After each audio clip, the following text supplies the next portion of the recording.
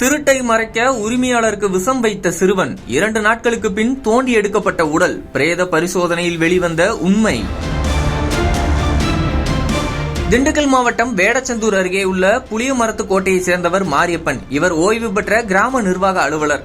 புளியமரத்துக்கோட்டையில் உள்ள வீட்டில் மனைவி தங்கியிருக்கும் நிலையில் அருகே உள்ள மலை அடிவாரத்தில் 14 ஏக்கர் தோட்டத்தை மாரியப்பன் மட்டும் தனியாக தங்கியிருந்து பராமரித்து வந்தார்.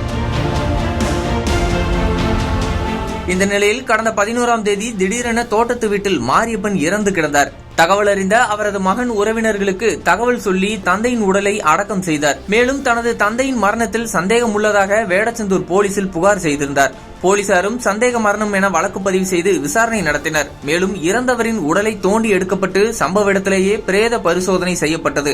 இதுகுறித்து போலீசார் தீவிர விசாரணை மேற்கொண்டனர். இதில் கடந்த 2 ஆண்டு காலமாக மாரியப்பனிடம் பணியாற்றிய 17 வயது சிறுவனை விசாரணை செய்ததில் தான் 6.5 பவுன் நகையை திருடியதை வாக்குமூலமாக அளித்ததாகவும் அதை மாரியப்பன் கண்டுபிடித்து புகார் அளித்து விடுவாரோ என்ற பயத்தில் தென்னை மரத்திற்கு வைத்திருந்த பூச்சி மருந்தை குளிர்பானத்தில் கலந்து கொடுத்து கொன்றதாகவும் தெரியவந்தது.